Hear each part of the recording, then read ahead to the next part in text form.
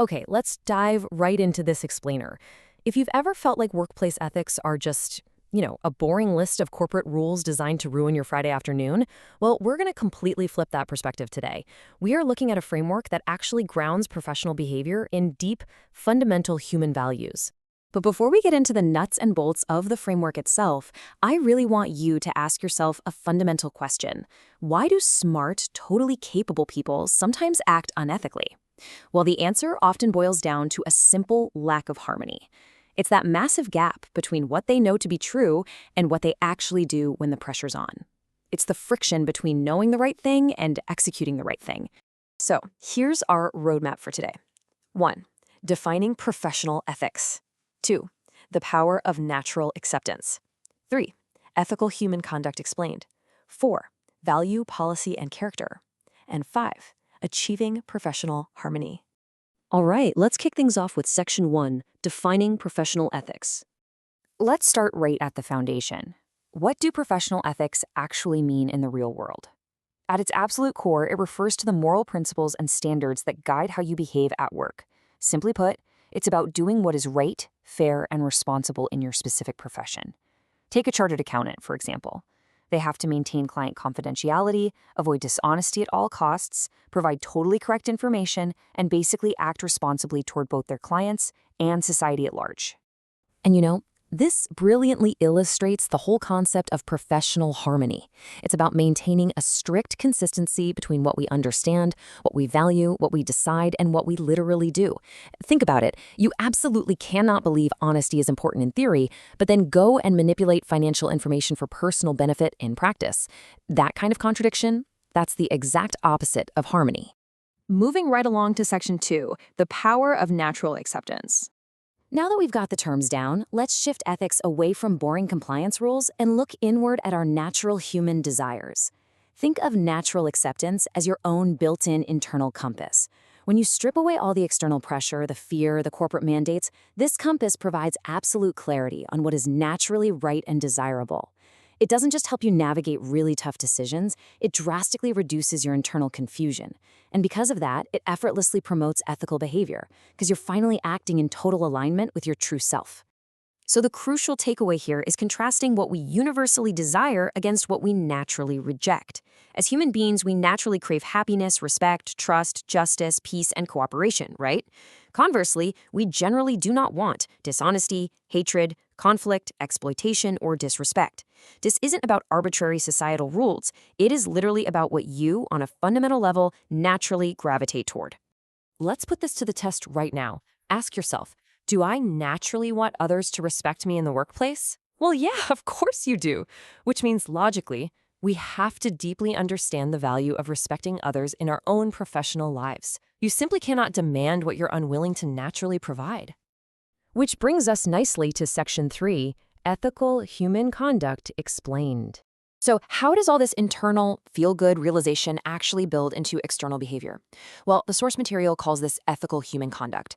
It simply means behaving according to right understanding and human values in a way that creates harmony with yourself, others, and society.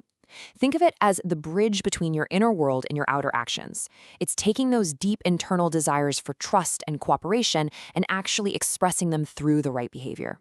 So what does this look like in the wild? Well, an ethical professional is completely driven by values. They eagerly step up to take responsibility, they flat out refuse to deceive others, and they champion fairness. They act in a way that makes them deeply trustworthy and respectful to everyone around them.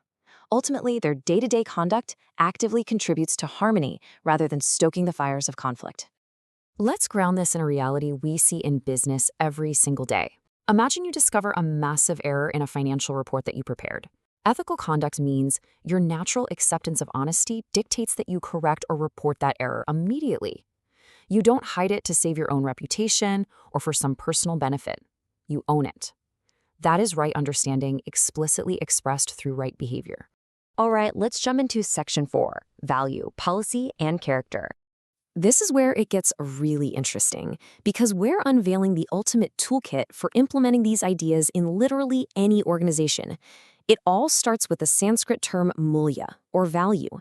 This refers to the importance or worth of a relationship or entity in maintaining harmony. In professional ethics, values guide us on what is truly important, things like trust, compassion, and justice. Mulya is simply what is valuable and worth following in human conduct. Now, these three concepts flow perfectly from one to the next. Step 1 is Mulya, which tells us what is right and valuable. Step 2 is Niti, or policy, which refers to the principles and guidelines that give us a practical way to actually follow those values. And Step 3 is Charitra, or character, which is showing those values through your consistent, everyday behavior. To really lock this in your brain, especially if you want to apply this framework quickly, let me give you a bit of a secret cheat code directly from the study notes. It's the MNC memory trick. M stands for Mulya, which you can remember as meaning or what we should value. N stands for Niti, which is navigation, or how we should follow it. And C stands for Charitra, which translates to conduct or actually doing it consistently. What, how, and doing. Pretty easy, right? Applying this MNC triad to a real situation makes it incredibly clear. The value, or mulya, of honesty translates directly into the policy, or niti, of maintaining accurate records and not manipulating information. Following that policy ultimately builds a character, or charitra, of consistent, truthful professional conduct, even when absolutely nobody is watching. And that right there is how a theoretical value becomes a tangible reality. Finally, Section 5, Achieving Professional Harmony.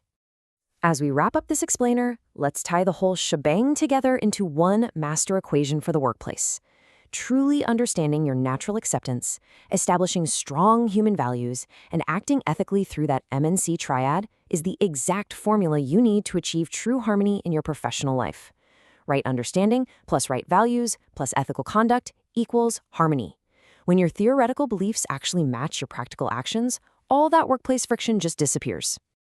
I want to leave you with this absolutely brilliant thought from the source material to reflect on today. Value gives the direction, policy gives the method, and character proves the practice. The direction and the method are completely useless without the actual practice. So as you head back to your desk today, I want you to ask yourself a hard question. What does your daily character currently prove about the values you claim to hold?